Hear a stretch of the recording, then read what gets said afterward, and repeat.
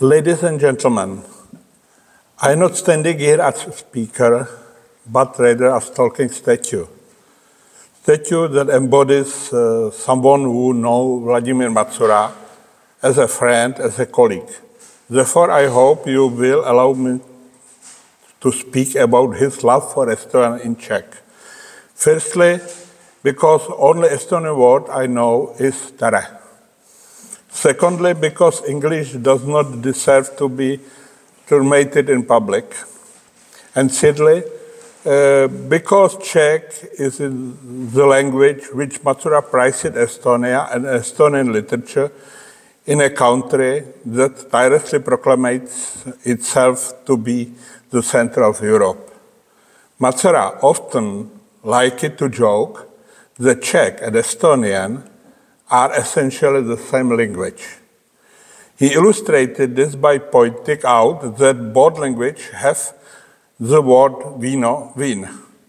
Only in Czech it means wine, and Estonian it means vodka. If you still find my Czech difficult to understand, don't worry. You can read everything in translated version of my speech. Thank you. In this text, you will see why Matsura founded a literary association in Prague called the Baltický svaz, Baltic Union, and how he became the most vocal promoter of Estonian in the Czech Republic. Začnu tím, že se Matsura narodil v Ostravě, tedy v regionu, kde se historicky prolíná český a polský národní živel, což v době, kdy se začal jako historik a teoretik věnovat 19. století, bylo jedním z důvodů, proč národ nepovažoval za danost, nýbrž za volbu, a to individuální i společenskou.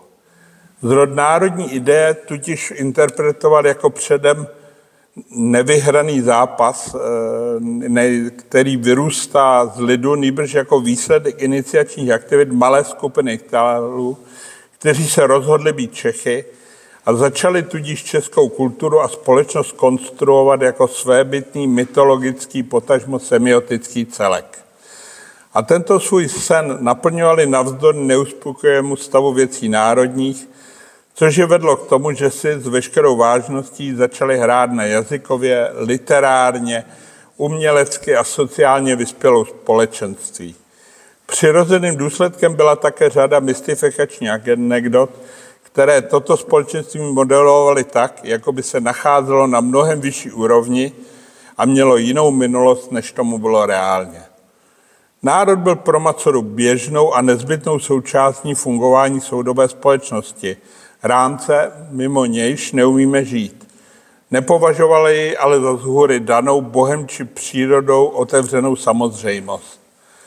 Naopak národ mu byl věcí nesamozřejmou, která není člověku automaticky přidělena ani geneticky, ani rodem, ani příslušností k určitému území. Národ mu byl hodnotovou a semiotickou konstrukcí, k níž se sami přihlašujeme, kterou ale také stále znovu utváříme ve snaze, aby nevznikla nebo nezdegenerovala v něco, k čemu je lepší se nehlásit. Máme-li ale národ pro sebe emocionálně přijmout jako podstatnou hodnotu, jsme podle Matsury povinni poznávat, jak je semanticky vystavěna, což znamená kriticky analyzovat národní symboly, mýty, stereotypy a porovnávat je se symboly, mýty a stereotypy národů jiných. A byla to právě tato hra na pomezí identifikace a mystifikace, která formovala Matsurův náhled na jiné národy. Žil ostatně v době, kdy jako občan komunistické země uzavřené za téměř neprůchodnými hranicemi se mohl domnívat, že ostatní národy jsou do značné míry jen fikce. Nicméně právě tato nedosažitelnost vzdáleného světa tam někde hodně daleko jej zjevně lákala, neboť si tím mohl projektovat svou potřebu něčeho jiného. Necítil přitom potřebu se vázat na to, co mu nabízelo vzdělání anglisty. První volba padla na Japonsko a na japonštinu. A nebýt toho, že v roce 72 na letní škole slovanských studií, kde působil jako pedagog, se potkal se svým prvním Estoncem, možná, že by ve studiu japonštiny vytrval i dále. Seznámení s estonským bohemistou a básníkem Leo Metzarem bylo ale pro Matsuru iniciační. Už proto, že v té době jako badatel programově navazoval na Jurie Lotmana jako představitele tartuské literárně teoretické školy a Metzar byl z Tartu a Lotmana osobně znal. Tehdy jsem netušil, vzpomínal Matsura, že v Estonsku se znají všichni. Díky Metzarovi si navíc uvědomil, že Estonsko není sovětskou republikou, ale hrdou zemí, která ještě před několika málo desítkami let byla samostatným státem. Což jej nedlouho po okupaci Československa v roce 1968 přivedlo k tomu, že Estonce začal vnímat jako zemi spřízněného osudu. Volba estonštiny mu tak vyjadřovala vzdor vůči anexi obou zemí. A když mu Metzar po návratu domů poslal rusko-estonskou učebnici, počal se nový jazyk intenzivně učit. Jeho nově objevená láska nenabývala ovšem jen podoby čistě individuální a praktické. Chtěl z toho učinit záležitost kolektivní.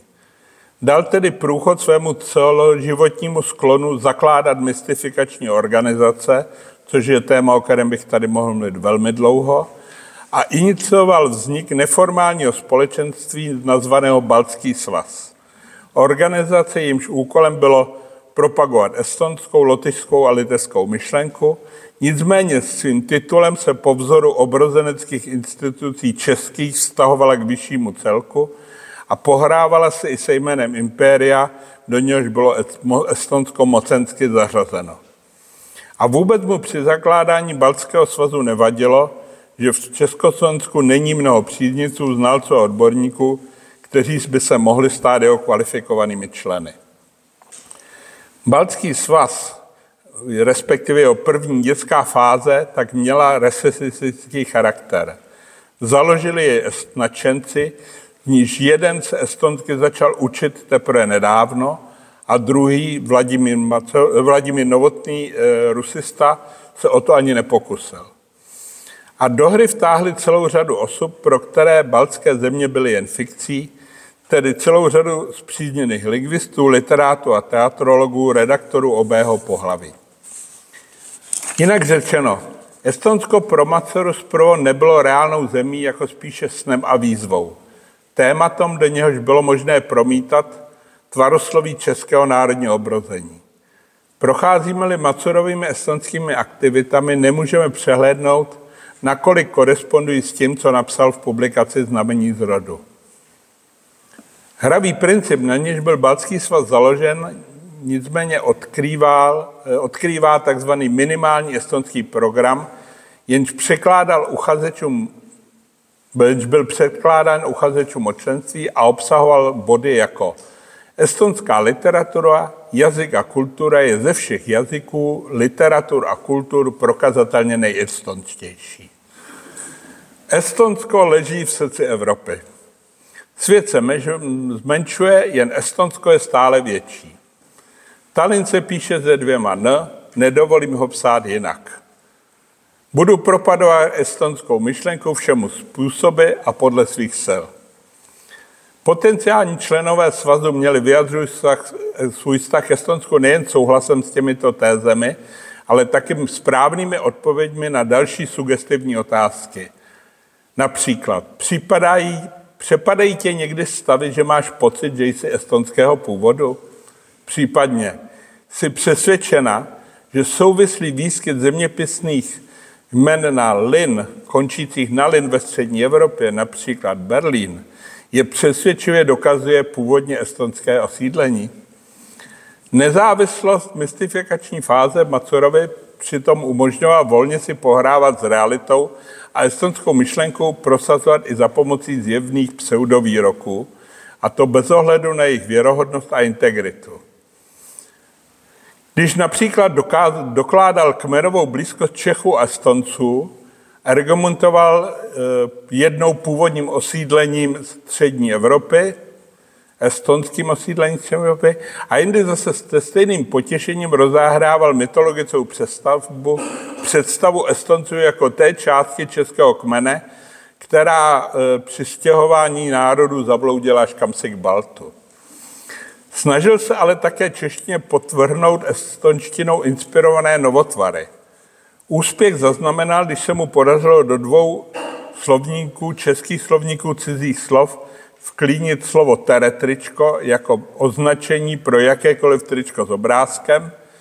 Byť členové Baltského svazu takto původně označovali pouze trika s ručně napsaným estravským pozdravem Tere. Navzdory všem podobným hrám, přesně i právě díky tomu, Baltský svaz a Vladimír Macura sám udělali hodně reálné a pozitivní práce.